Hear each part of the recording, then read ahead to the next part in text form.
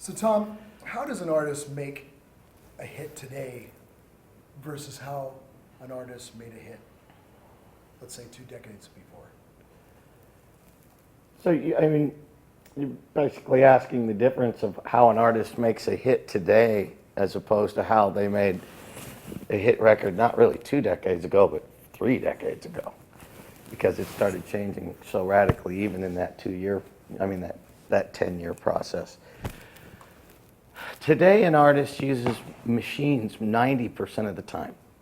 You know what I mean? They're using a drum machine, they're using sequence keyboards, they're using virtual keyboards that are inside the, you know, the digital platform that they're using. So it's not really such a collaborative effort as it used to be. I mean, it used to be complete collaborative effort on everybody's part. You know, when you had the drummer, bass player, and you had the band playing together, the drummer would play something that the bass player would go, oh, and he'd play off of it, you know, or the keyboard player, guitar player, or even the vocalist would play off of whatever the other guys were doing, whereas today, the guy that's sitting in the studio by himself, he's programming. So nobody's doing something that wasn't planned that then, you know, creates a spin-off of something where you could end up with a hook you never knew you had. It's basically set, and then it's all about getting the performance out of the vocalist or, you know, your rapper or whatever it is that you're doing at the time. So I think that's really the major difference, is you don't have the human element as direct as you used to, you know, being such a major part of everybody being collaborative and making this performance happen. You know, when you end up getting the end of the performance and you bring everyone in the room to listen to it, you just have that vibe of everybody either went, yeah, or it was like, you know what, let's get one more take, because I think we could do something else there. Once it's programmed, you know. So I think that's really the difference. And to say making a hit, I mean, that's, you know, that's just luck.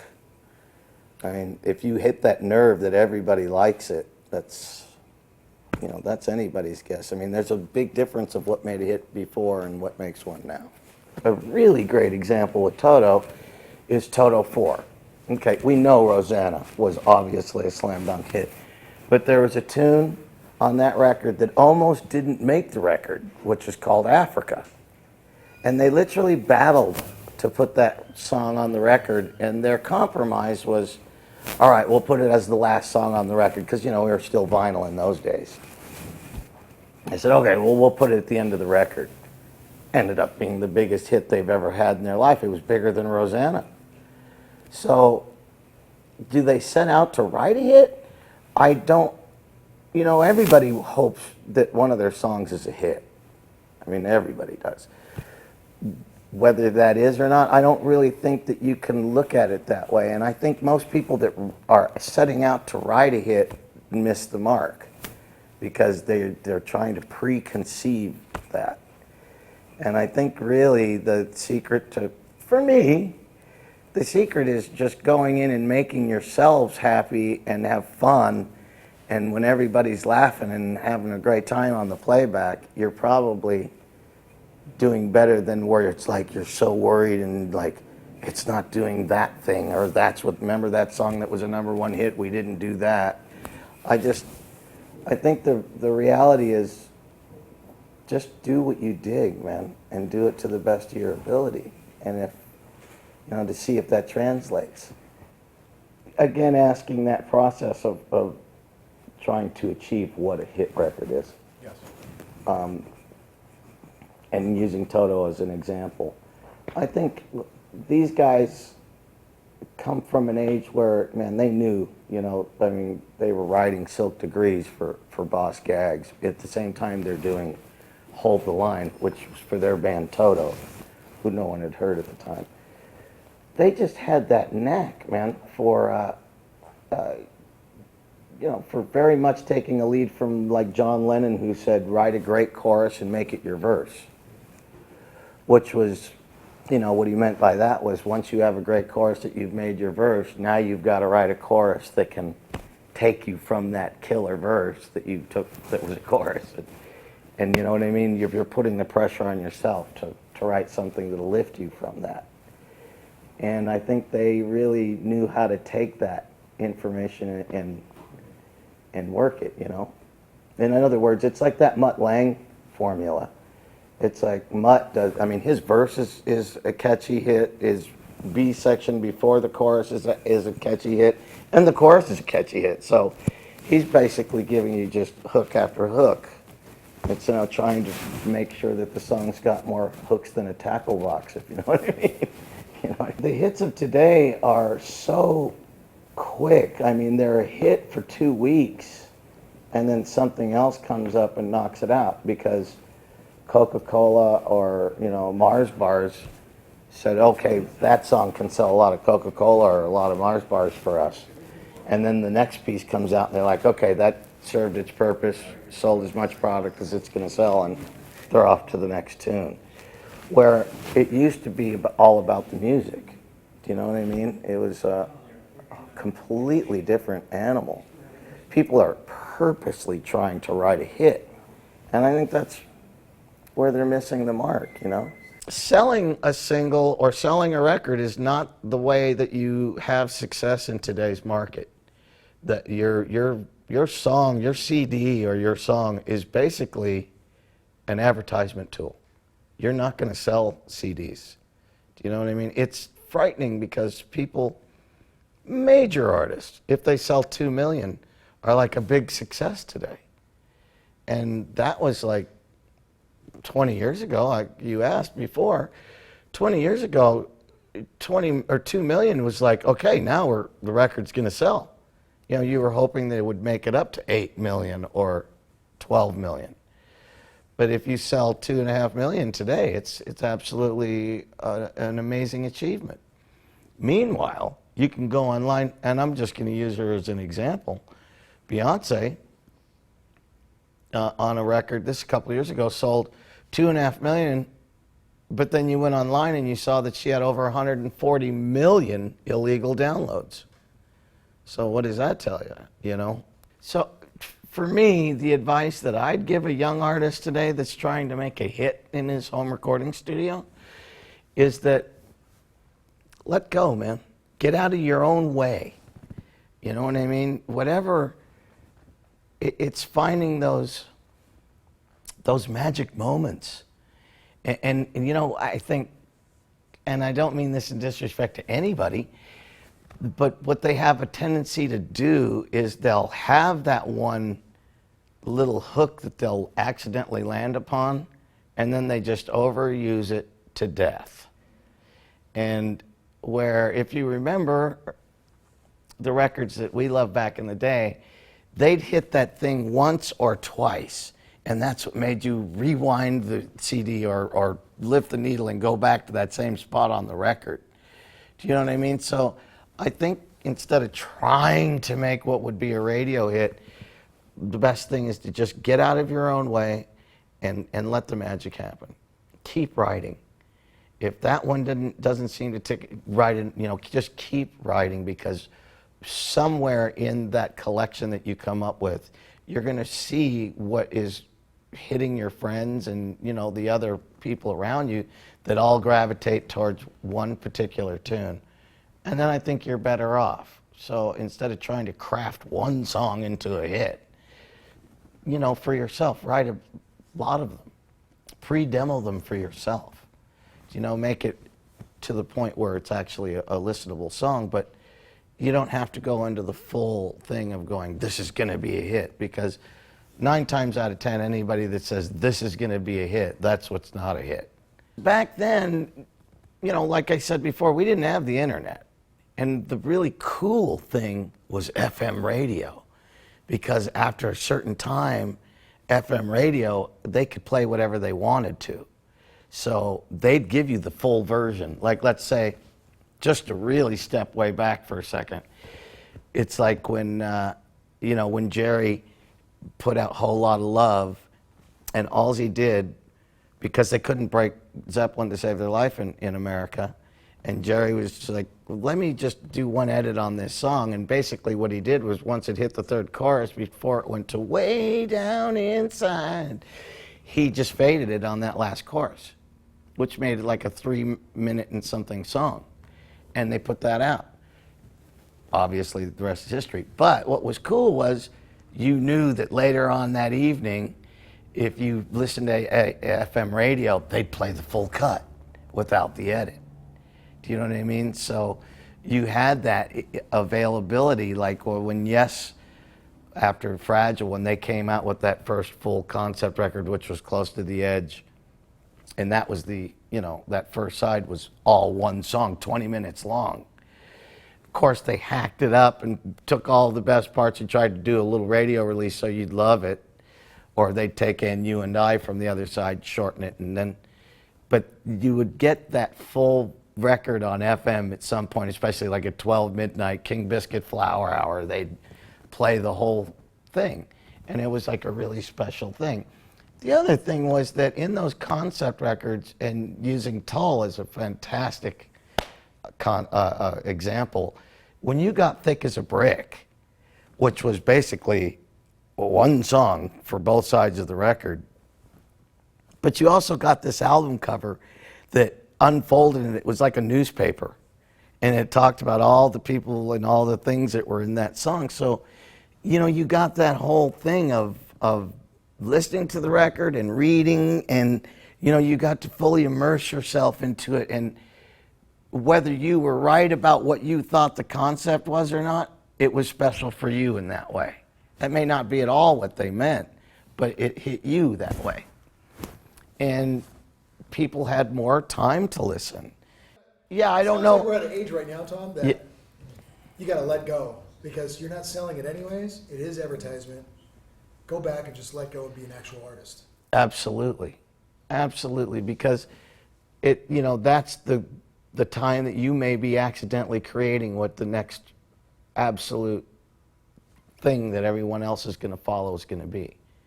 If you're predetermining yourself to make a hit record, well, you're cutting yourself short.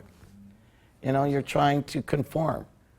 And I think the last thing a musician, or an artist especially, should do is conform. I think that the whole idea about rock music was rebellion. It was to do exactly the opposite of what your parents did or what people expected of you. Rebellion was the name of the game. Punk music, you know what I mean? Hair metal. It was all about rebellion. For me, when I make records, and of course there's guys that do it completely the different way, but I want to be having fun and laughing, and as soon as it gets too serious, it's like, session's over for the day. Yeah. Do you know what I mean? I want to be laughing and having fun, because I think that translates. Even though we're in a digital medium, it's still a magnetic medium. And it captures what's going on if you do it correctly. And that in itself answers your earlier question of, the difference of making a hit 2 decades ago as opposed to today. That, it's usually one guy or a couple guys in a room with a bunch of machines. And by machines, I mean software. Do you know what I mean? Yeah. It's like they're doing that as opposed to the whole vibe thing of like everyone's having a blast. I mean, the Rolling Stones used to pack the recording studio with people to record their record because they wanted to feed off that energy because it's captured. It's like filmmakers. They capture moments, and it's like if they're stiff actors and stuff, well, it plays that way. But you have people that get themselves in the moment and actually live it. Man, they capture it, and you can feel that when you see it.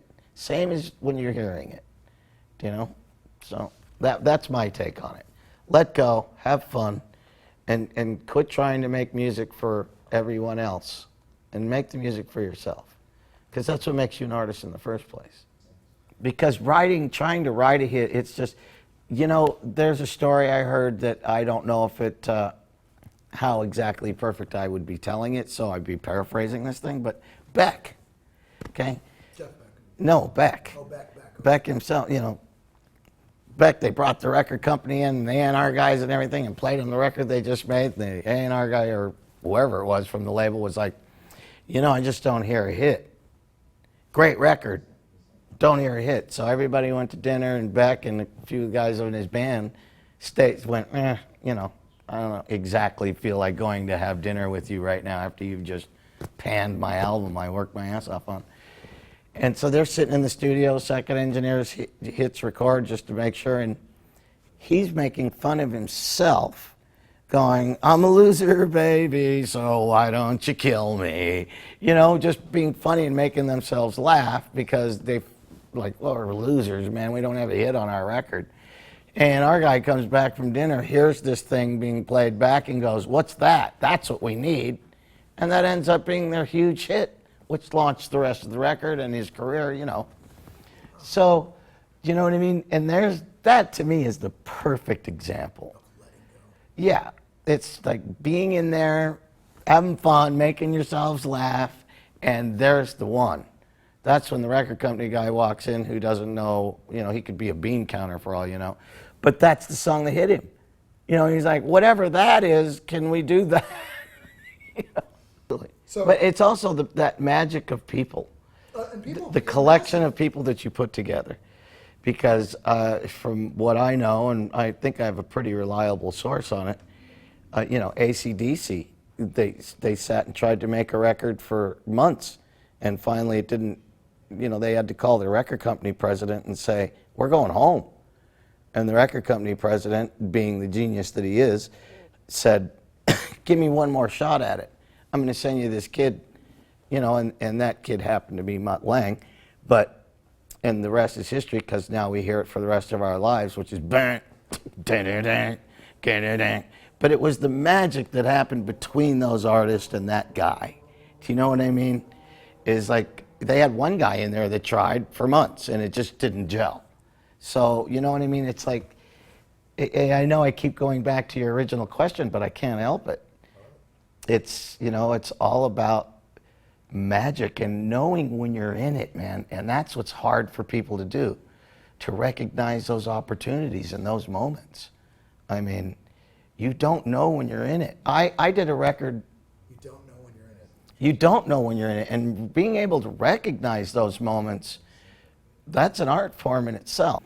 I had the opportunity to work with Ozzy Osbourne because at the time it was after Randy had passed away and he had a young new kid in the band named Zakk Wylde, and the owner, the person who ran the studio called me saying, I can't find anyone that'll work with Ozzy because you know, they were trying to sue him saying his song was responsible for this kid committing suicide, which couldn't be further from the truth, but it was a way for Tipper Gore and all of them to make their point. But, you know, here I've got Ozzy in the studio. I've got this kid, Zakk Wylde, who very influenced by what would be like Lynyrd Skynyrd, Molly Hatchet kind of, you know, that kind of music then. And I can't really put the tag on it. It was like country rock almost. But it's like, okay, what am I going to do with Ozzy Osbourne, Black Sabbath, and this kid who's like a Lynyrd Skynyrd guy? And nobody had bothered to tell me that no one ever put harmonies on an Ozzy record before, so I went in without that knowledge. But I was a Black Sabbath freak. I loved Volume 4, I loved Masters of Reality, I loved the first, you know, Black Sabbath record, but never really listened to an Ozzy solo record. So what we did is I'm you know, slaughtering this record with harmonies, and heard them playing this little thing out in the studio one day, and I was like, hey, what is that? And you know, they're singing this little chorus, Mama, I'm Coming Home. I said, let's finish that and turn it into a song. And for me, because I came from that world of, you know, Toto, yes, all that with harmonies and everything, I was like, man, let's do this vocal stack on that, you know, home, and all that. And the next thing I know, they're telling me that Sharon and Richard Griffith want to hear dailies. They want to hear what we've been doing, because I was in there just doing really song demos for the record, and we had done Hellraisers, Same Old Desire, Changes, and Mama, I'm Coming Home. And when I heard they were coming down to hear what we'd been doing, I literally, the second engineer at that moment decided to tell me, by the way, you know, there's never really been any harmonies on an Ozzy record before. I was like, oh, I'm about to get fired. So I literally thanked everybody, said, I probably won't be in here with you tomorrow. You'll probably have someone else working with you, but I've had a blast. Meanwhile, they came through the door. I play them the stuff. I play them, Mama, I'm Coming Home. And I've got Richard and Sharon telling me, oh my God, you're going to be responsible for bringing the female audience to Ozzy Osbourne. Who knew? But it was because we were just having fun and making ourselves laugh and having a great time. What's really missing is development. The companies and you know that are out there looking or that are still alive, should I say, you know, in the fact that Warner Brothers is considered a boutique label at this point, which is just madness. They don't develop anymore. So it's kind of a twofold answer to your question, is what you asked about the drugs and, you know, usage back then. And today, these guys, they want a single, they want to put it out, they want instant gratification as much as the audience wants instant gratification. So they got to take what they can get. You know what I mean? If they hear a hit, and if they're all screwed up on drugs, well, they're going to be while that single's out. I mean, in the market today, they don't put up with that much, especially when you're being signed to a label, because it's such a business.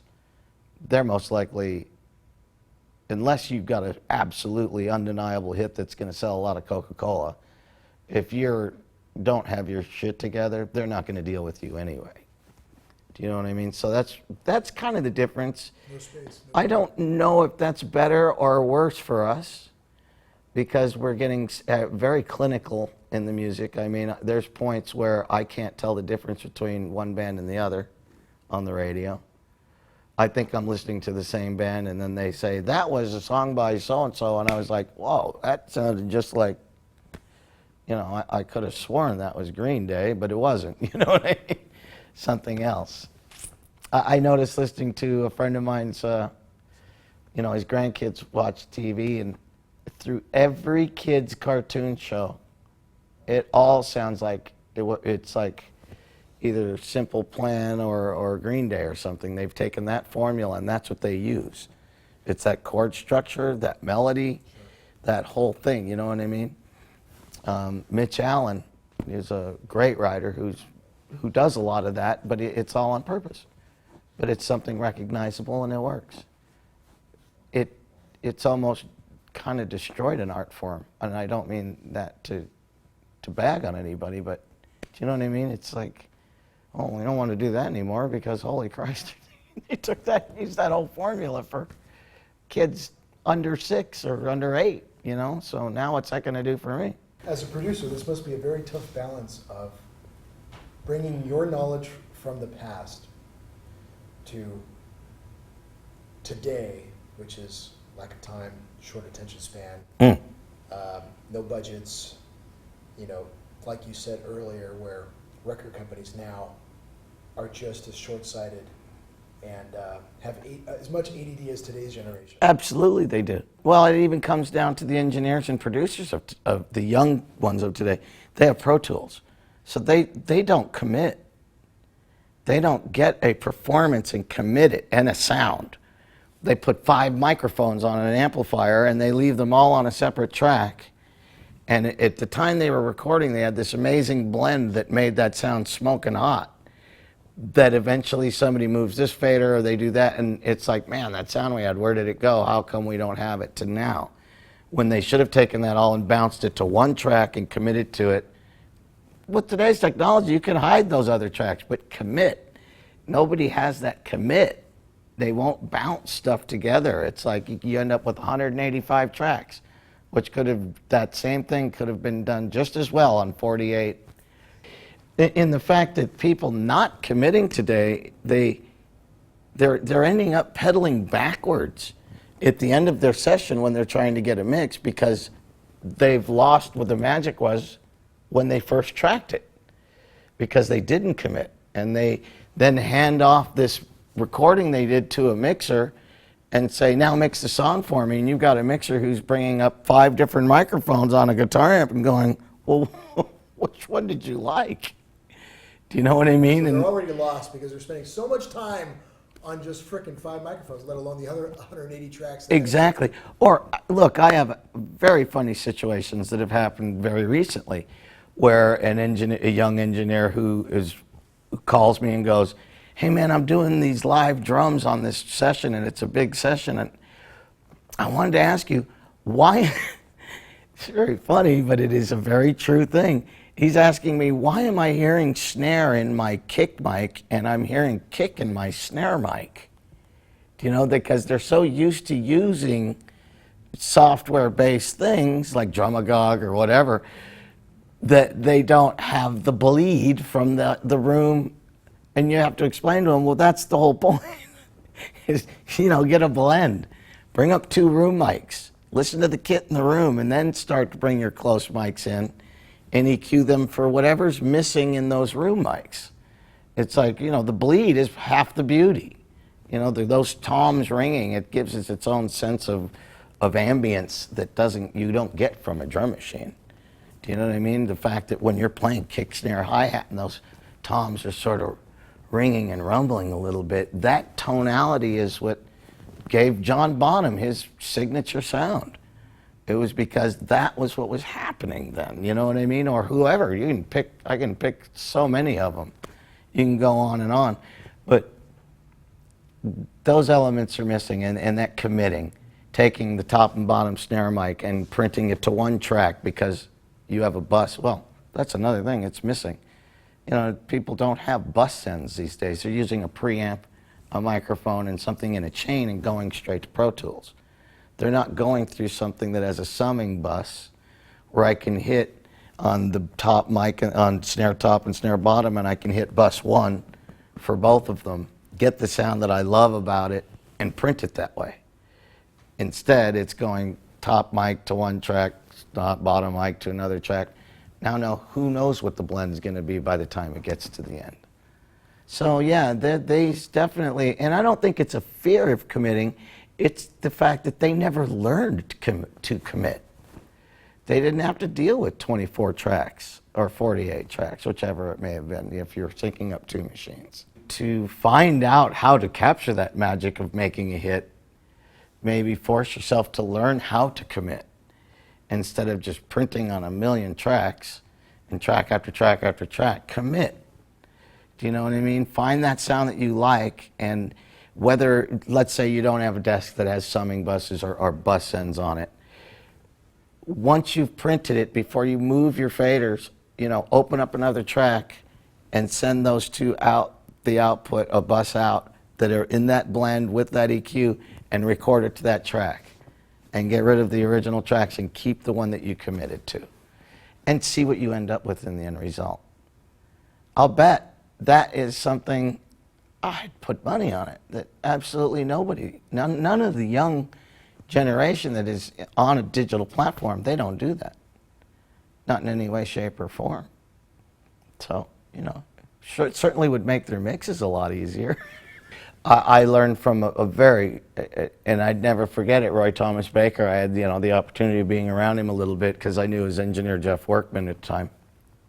And, you know, we're talking about the technical aspect of it. I mean, yes, there's all the spiritual side of it and the point of what soul you put into it. But the technical side of it also plays into it. There's a spiritual and emotional and soul side of the technical thing too.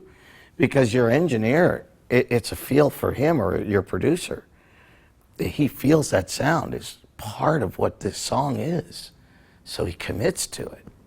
Do you know what I mean? As opposed to just printing it and hoping that that's what comes up later. It's part of it. I mean, he's got just as much of an emotional and spiritual experience going into that song as you do as the artist. He may be sitting behind the desk and doing all this, but he's guiding you, and it's all part of it, you know what I mean? It's that whole collective emotion and spirit that's going on. So, yeah, really refining the technical side of it, I think, is very important. I think some of them are finding that and learning it, but you know, committing yourself and going, I found it, I'm going to commit to this, and taking that extra minute to print it, it'd be worth every bit of their time. Well, because I think that the technical side of it has as much of a spiritual and soulful connection to the creation of that particular piece of art that anything else does. You know, he's sitting there with you and he's as much emotionally invested. At least you want that. If you don't have that, then you're working with the wrong guy anyway. It's all about being creative and not trying to pigeonhole what it is you're writing. Just make what you're writing make you happy. And I think that you might accidentally really write a hit. But if you're setting out to write a hit, good luck. Because it is all about luck. And that's the most I can say about how do you write a hit. It's all about luck. So let go and just write for yourself.